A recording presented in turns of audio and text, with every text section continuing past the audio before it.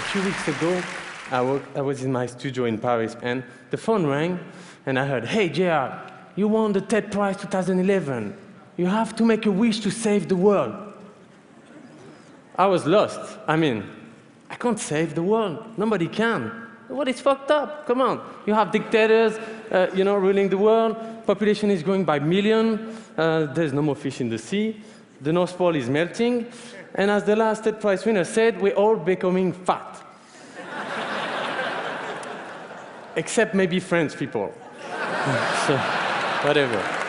So I called back, and I told her, "Look, Amy, tell the TED guys I just won't show up. I can't do anything to save the world." She said, "Hey, JR, your wish is not to save the world, but to change the world." "Oh, all right." That's cool. I mean, technology, politics, business do change the world. Not always in a good way, but they do. What about art? Could art change the world? I started when I was 15 years old, and at that time, I was not thinking about changing the world. I was doing graffiti, writing my names everywhere, using the city as a canvas. I was going in the tunnels of Paris, on the rooftops, with my friends. Each trip was an excursion, was an adventure. It was like leaving our mark on society, to say, I was here, on the top of a building. So when I found a cheap camera in the subway, I started documenting those adventures with my friend and give them back into photocopies, really small photos, just that size.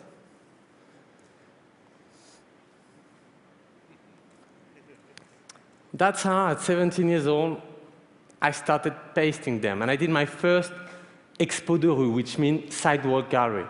And I framed it with colors so you would not confuse it with advertising. I mean, the city is the best gallery I could imagine.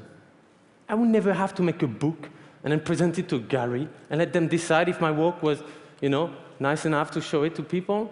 I would confront it directly with the public, in the streets. So that's Paris. I would change, depending on the places where I would go, the title of the exhibition. That's on the Champs-Élysées. I was quite proud of that one, because I was just 18, I was just up there on the top of the Champs-Élysées. And when the photo left, the frame was still there. November 2005. The streets are burning. A large wave of riot had broken in the toughest projects of Paris. Everyone was glued to the TV, watching disturbing, frightening images taken from the edge of the neighborhood. I mean, these kids, without control, throwing Molotov cocktail, attacking the cops and the firemen, looting everything they could in the shops. These were criminals, thugs, dangerous, destroying their own environment. And then I saw it. Could it be possible? My photo on a wall, revealed by a burning car, a pasting I've done a year earlier, an illegal one, still there. I mean, these were the faces of my friends. I know those guys. All of them are not angels, but they're not monsters either. So it was kind of weird to see those images and those eyes stared back at me through the television. So I went back there with a 28mm lens. It was the only one I had at that time, but with that lens, you have to be as close as 10 each from the person. So you can do it only with their trust. So I took full portraits of people from Le Bosquet. They were making scary faces to play the caricature of themselves.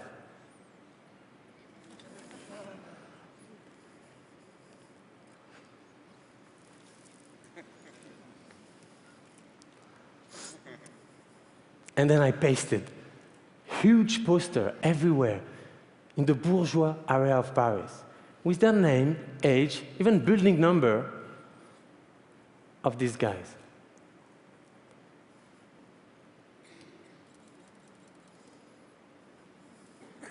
A year later, the exhibition was displayed in front of the City Hall of Paris. And you go from a thug images who've been stolen and distorted by the media, who's now proudly taking over his own image. That's where I realized the power of paper and glue.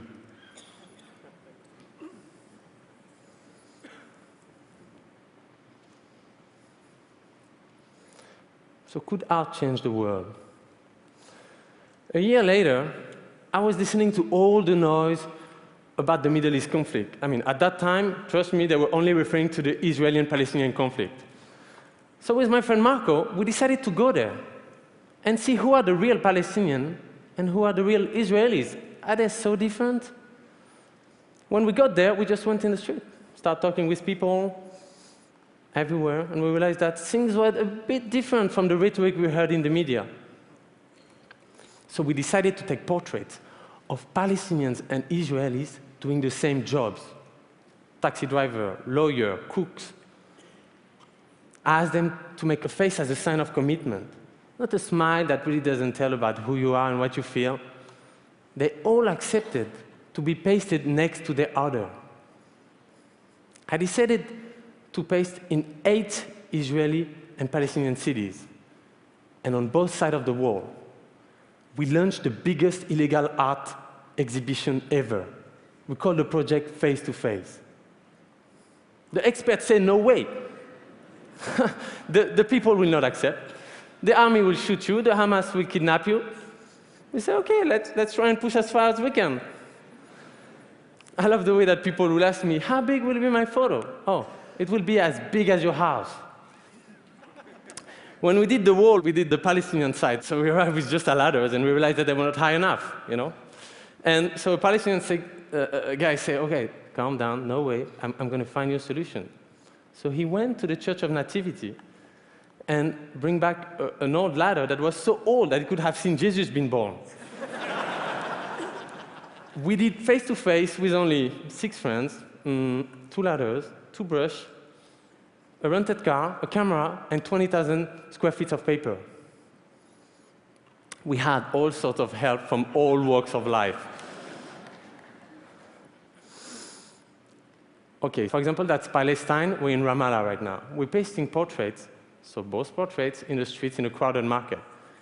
People come around us and start asking, what are you doing here? Oh, we're actually doing an art project, and we're pasting an Israeli and a Palestinian doing the same job. And those ones are actually 2 taxi drivers. And then there was always a silence. You mean you're pasting an Israeli face, doing a face right here? Yeah, that's part of the project. And then I would always leave that moment, and we would ask them, so can you tell me who is who? And most of them couldn't say. So. We even pasted on Israeli military tower, and nothing happened. When you paste an image, it's just paper and glue. I mean, people can tear it, tag on it, or even pee on it. Even some are a bit high up for that, I agree, but the people in the street, they are the curator, The rain and the wind will take them off anyway. They are not meant to stay. But exactly 4 years now after, the photos, most of them are still there. Face to Face demonstrated that what we thought impossible was possible. And you know what? Even easy.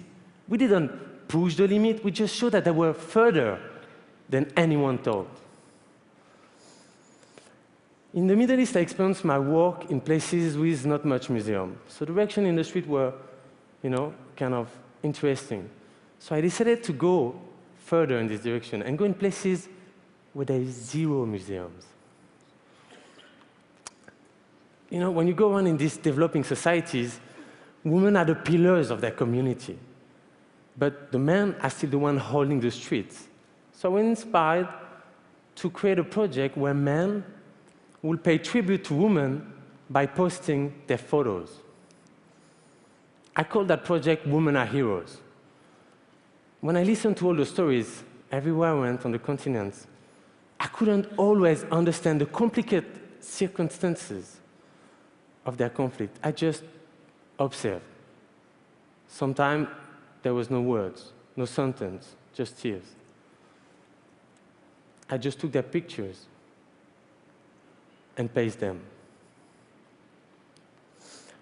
Women Are Heroes took me around the world.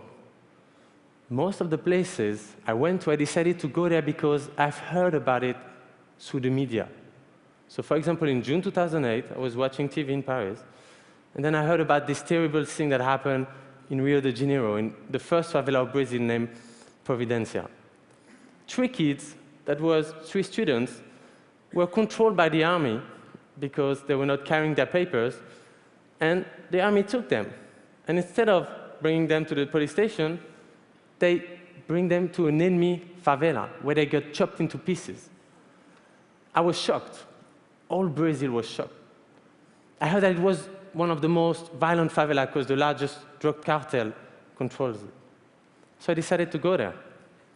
When I arrived, I didn't have any contact with any NGO. There was none in place. No association, no NGOs, nothing.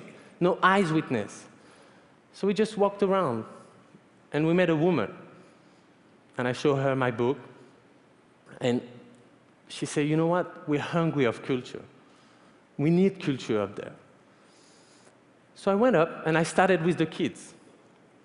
I just took a few photos of the kids, and the next day I came with the posters, and we pasted them. The day after I came back, they were already scratched. But that's okay. I wanted them to feel that the art belongs to them. Then the next day, I held a meeting on the main square, and some women came. They were all linked to the 3 kids that got killed. There was the mother, the grandmother, the best friend. They all wanted to shout the story. After that day, everyone in the favela gave me the green light. I took more photos, and we started the project. The drug lords were kind of worried about us filming in the place, so I told them, that, you know what, I'm not interested in filming the violence and the weapons. See that enough in the media. What I want to show is the incredible life and energy I've been, seeing around me the last few days. So that's a really symbolic pasting, because that's the first one we did, that you couldn't see from the city. And that's where the 3 kids got arrested, and that's the grandmother of one of them. And on that stairs, that's where the traffic control always stand, and there's a lot of exchange of fire. Everyone there understood the project. And then we pasted everywhere, the whole hill. Thank you.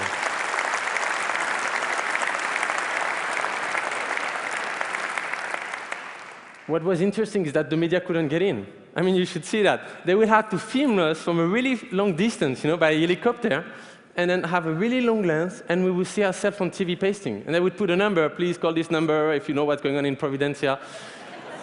We just did a project and then left.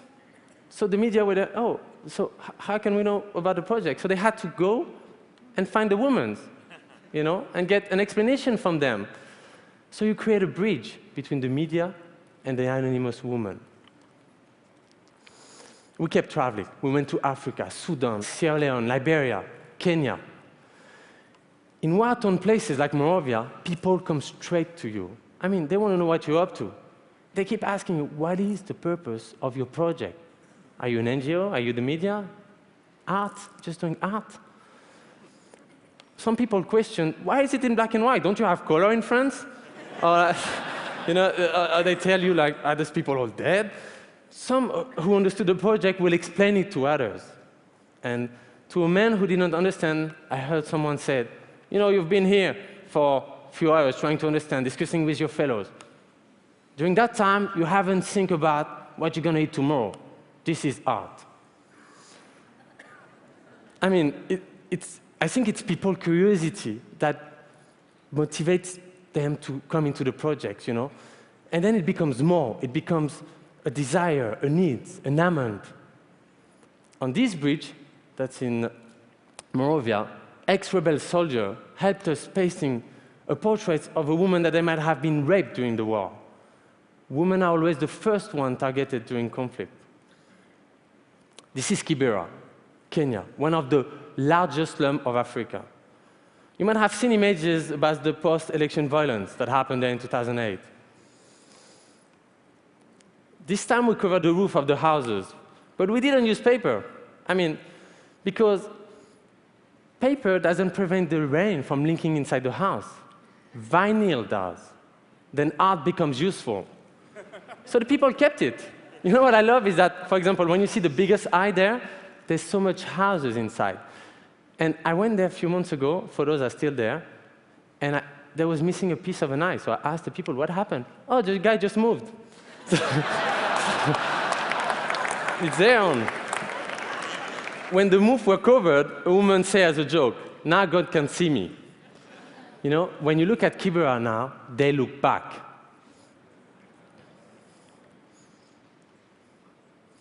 Okay, India. Before I start there, just so you know, each time we go in a place, we don't have authorization, so we set up like commandos. You know, we're a group of friends, we arrive there and we try to paste on the walls. But there's places where you just can't place on the wall. In India, it was just impossible to paste. Like I heard culturally and because of the law, they would just arrest us at the first pasting. So we decided to paste it white. White on the wall. So imagine white guys pasting white papers. So people would come to us and ask us, hey, what are you up to? Oh, you know, we're just doing art. Art? Of course, they were confused. I mean, but you know how India have a lot of dust in the street? And the more dust you would have going up in the air, on the white paper, you can almost see it, but there's a sticky part, you know, like when you reverse a sticker. So the more dust you have, the more it will reveal the photo. So we could just walk in the street during the next days, and the photo would get revealed by themselves.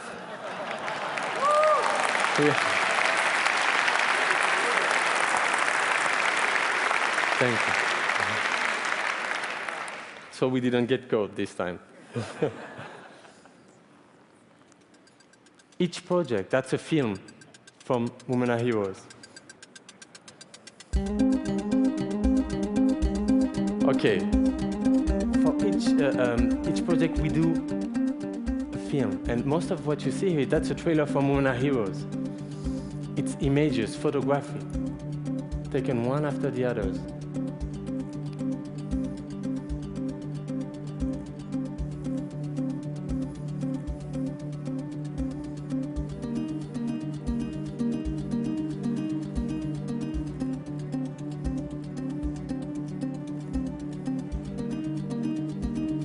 And the photo kept traveling even without us.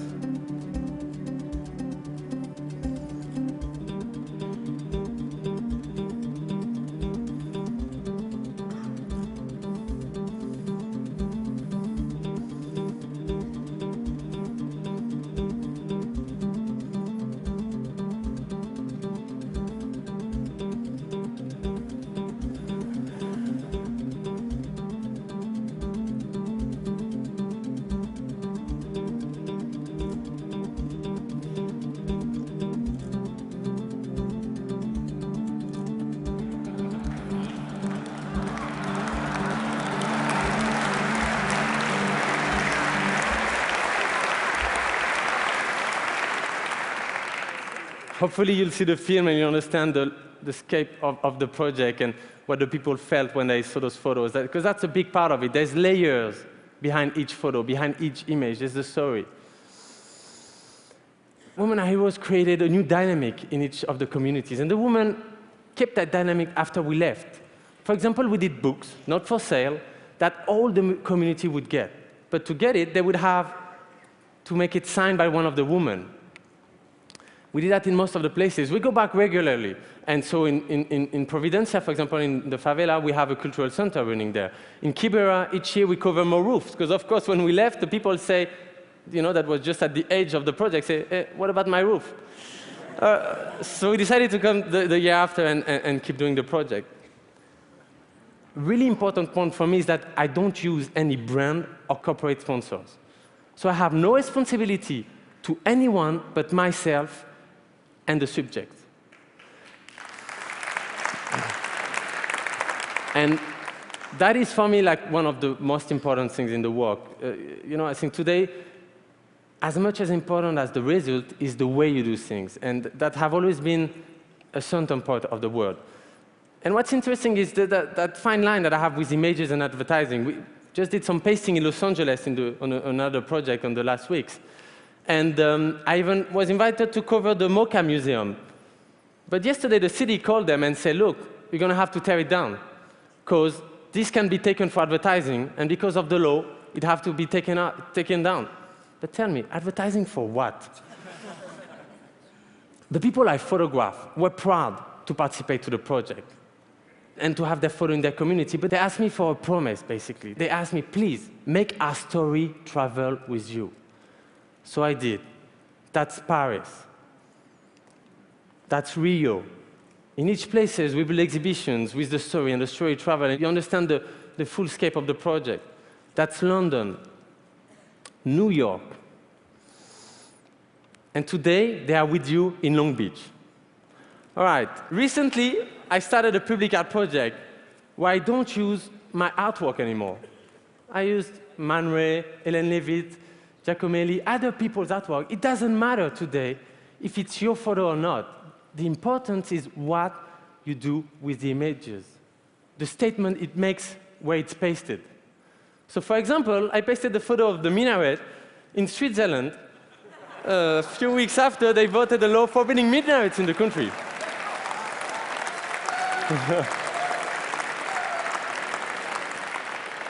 This image of three men wearing gas masks were taken in Chernobyl originally, and I pasted it in southern Italy, where the mafia sometimes bury the garbage under the ground.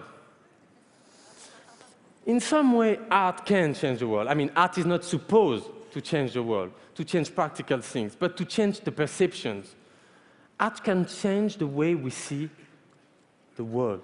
Art can create an energy. Actually, the fact that art cannot change things makes it a neutral place for exchanges and discussions, and then enables it to change the world. When I do my work, I have two kinds of reaction. People say, oh, why don't you go in Iraq or Afghanistan? It would be really useful. Or, how can we help? I presume that you belong to the second category. And that's good, because for that project, I'm going to ask you to take the photos and to paste them. So now my wish is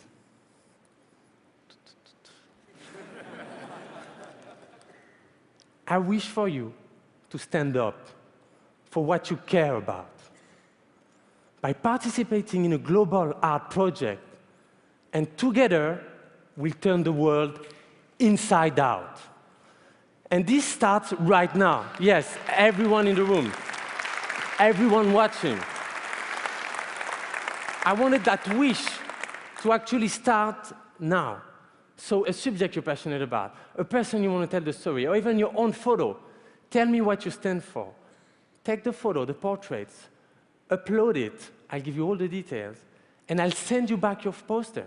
Join by groups and reveal things to the world. There's full details on the website, insideartproject.net, that is launching today. What we see changes who we are. When we act together, the whole thing is much more than the sum of the parts. So I hope that together we'll create something that the world will remember. And this starts right now and depends on you. Thank you.